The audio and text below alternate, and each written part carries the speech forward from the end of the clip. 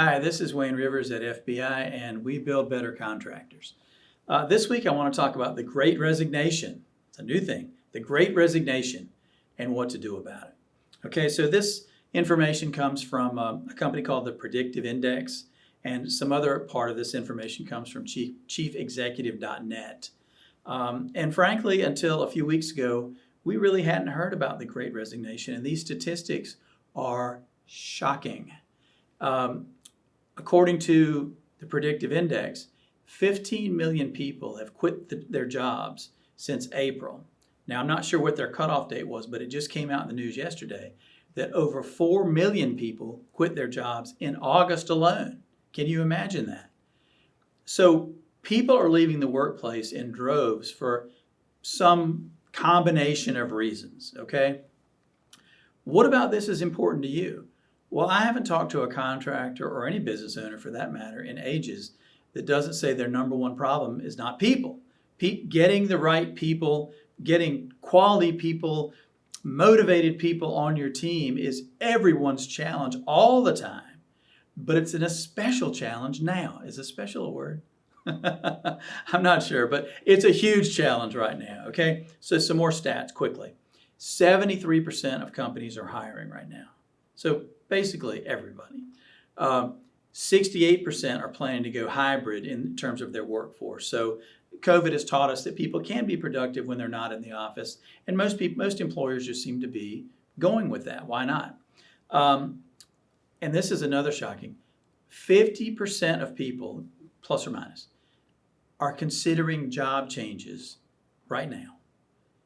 That means half of your people might be considering job changes right now. I mean, that's frightening, okay? So McKinsey did a study, all right? And they asked employers now, why people were leaving. And they asked employees the same question, why did you leave your job? All right, and the dichotomy between the employer answers and the employee answers were striking. Employers think they know their people, and they just don't. I don't understand why senior leaders always seem to wear rose-colored glasses, and they don't just ask people what they want. Okay, here are the three answers that employers gave. All right, why are people leaving? Number one, compensation.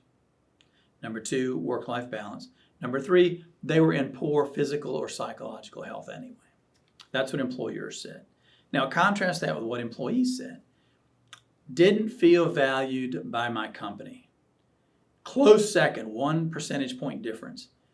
Didn't feel valued by my manager. And the third one, I didn't feel a sense of belonging at work. Okay, so on the one side, tangible stuff, money, work-life balance, health. On the other side, social and psychological stuff. Didn't feel valued by the company, my manager, didn't feel a sense of belonging at work. They couldn't be more different, okay? Now, the Great Resignation is happening. It may be happening to you, but I hope not.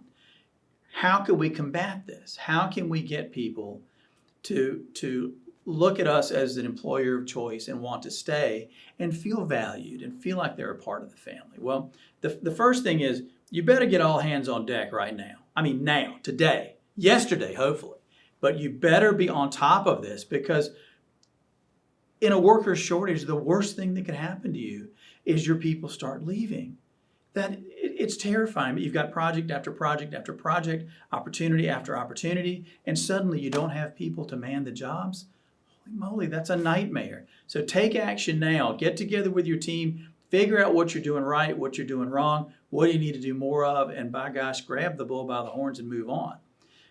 The second thing is, I know you have goals, right? As a part of your strategic plan, you have goals. Make employee retention your top goal. If not your top goal, number two, all right? Hanging on to your quality people right now is more important than ever because they are immensely hard to replace just now. Hanging on to your marginal people is more important than ever right now because it's so extremely difficult to replace them. The third thing, ask your people what they want. One of my consultants sent me a white paper, gosh, it was 70-some pages yesterday, about the perfect incentive compensation plan. And they had all kinds of data to back it up. But it was basically hunting and fishing trips for project managers and superintendents. Well, what if your project managers and superintendents don't hunt? Or they have young kids at home and they can't afford to be away from the family for a week at a time. I mean, come on. Don't assume you know. The dichotomy between what employers think and what employees think is huge. Don't assume you know. Ask your people how you can do better. Zig Ziglar used to say that you can get anything you want in life if you help enough other people get what they want. Ask what your employees want. And if it's humanly possible, help them get it. Okay? The fourth thing, work on your managers.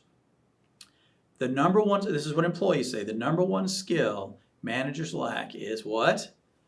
Communication. Get your managers some training. Try to transform. There are a handful of your managers that can rise to leadership. You understand the difference. Mike Flingy says the difference between management and leadership is managers manage tasks.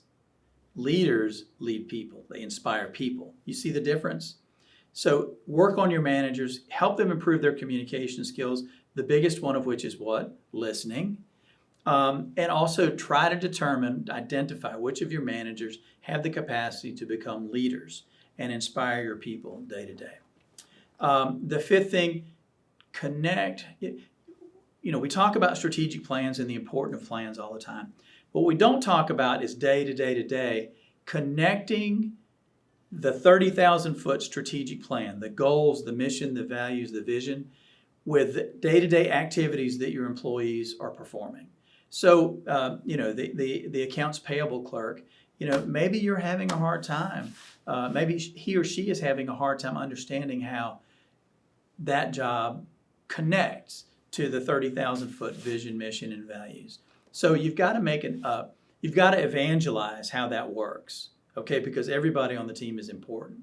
But the second piece of it is you can inspire very simply. One of the effective things that I've heard about in boot camp and in some of our peer groups is go out and buy a bunch of, $25 or $100 gift cards, Amazon gift cards, or, some restaurant gift card. I don't know, just some gift cards, okay, that people can use, and have them in your back pocket. And when you see somebody going above and beyond, you see somebody living your values, exhibiting that they understand and they care about your values, so give them that reward on the spot and trumpet that and talk about it and evangelize that this person represented, helped us connect to our vision. This person showed the kind of values that this company is all about. Give them that reward and then talk about it until you're blue in the face so that other people begin to get it, that the things they do daily, the things they consider minor and little, all those things contribute to the mission, the vision, the values, and the goals of the company. Think about your employees differently, okay?